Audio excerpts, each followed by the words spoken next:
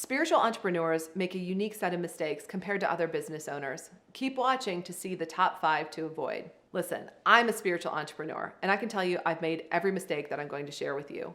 And what I'm hoping is that maybe you've made some of these mistakes and you can shift that, or maybe you're new to business and you don't have to make these mistakes. So the first mistake I see spiritual entrepreneurs making is not charging enough. This is an epidemic. And I meet so many amazing spiritual entrepreneurs, healers, and other service providers who are doing incredible things in the world. And typically they're charging session by session and definitely not charging enough. And I totally get, I understand their mission in the world, but the truth is that you can have different levels of how people pay you, from less expensive to quite an investment. And the reason you want to have the higher investment is because you will have VIP clients where if you don't charge enough, their perception will be that you're not worth it. So when you do charge enough and it's in alignment with you and you feel good about how much you're charging, they're actually going to get a better result because they believe in it too. When you invest in something, you pay attention, you show up, right? You give your best, you expect things to get better. So by charging more, your client will actually have a better experience with you. The next mistake that I see spiritual entrepreneurs making is not believing in their value. And this is a really tough one. I see this a lot for women business owners especially. And often they've done incredible things in their career, their product or service delivers incredible results, and yet they're still not charging enough. I remember meeting a client one time and she was telling me, she was a healer, and she was telling me about the results that she gets for her clients. And I think my mouth, my jaw hit the floor. The results were incredible. She was charging so little that she could barely survive. And I said to her, what's the long-term impact of you not charging enough? And she said, I'll burn out. I won't be able to stay in business. And that's true for most spiritual entrepreneurs. They don't charge enough and they burn out, and therefore they can no longer deliver.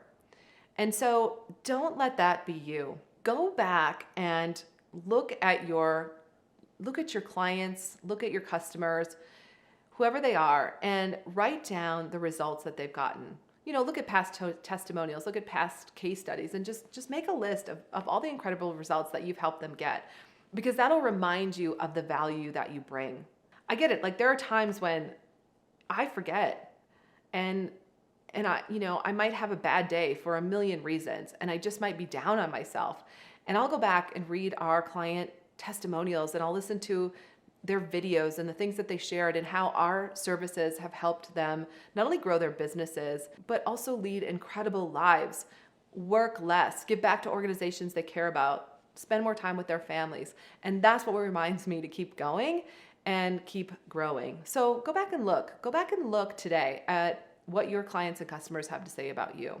The third mistake I see spiritual entrepreneurs making is not thinking of their business like a business. Often they have this great skill that they can deliver or a great product that they can deliver, and they think that's enough, right? Their focus is, I want to help as many people as I can.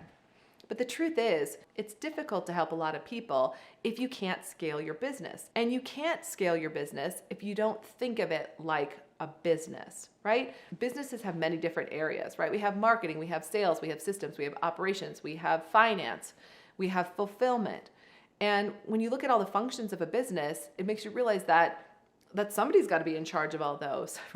And often it's us in the beginning. But if we're not bringing enough money in, if we don't think of it like a business, like we're just trying to help people, the business can't grow. So put that CEO hat on and think of your business like a business so you're clear on how to grow it. The fourth mistake that I see spiritual business owners making is that they forget how much value they bring to the world.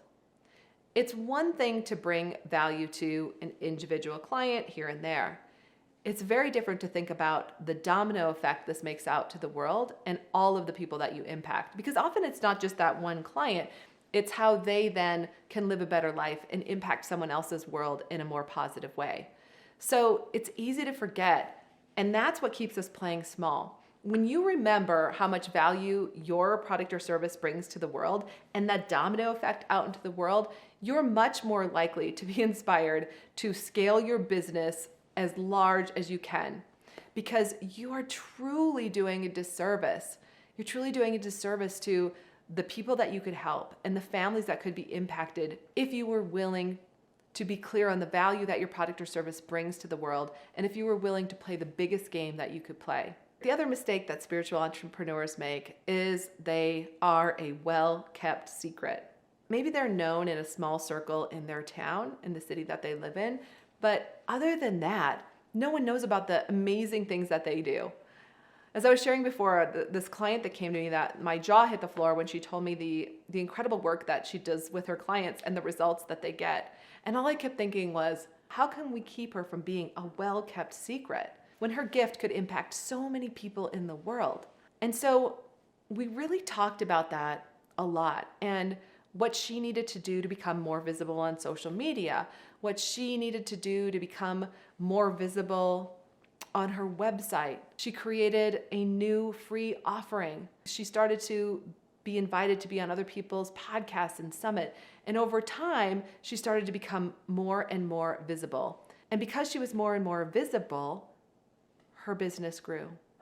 And she went from making bits of money to hundreds of thousands of dollars. And her company continues to grow to this day as she strengthens her belief of what's possible when she moves aside and remembers that it's not about her, it's about the people that she's here to serve. I'm so glad you're still hanging out with me, because I have a pro tip for you today.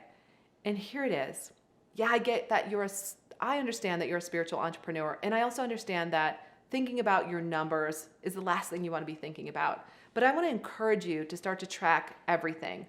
Track your marketing results, track your sales, build a sales pipeline, build a revenue model for the next 12 months that is actually built on where you want your annual revenue to be every single year.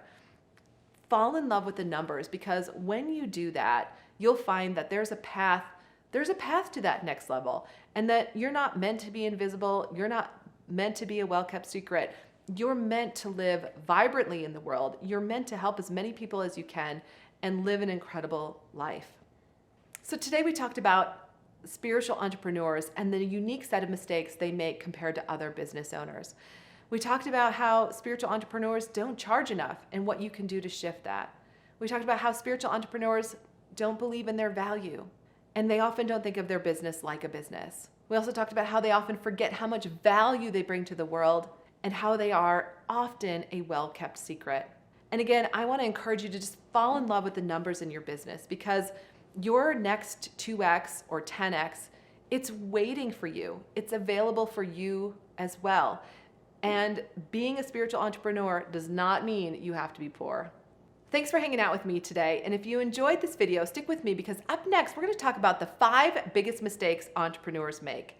And remember, your 2x is waiting for you too.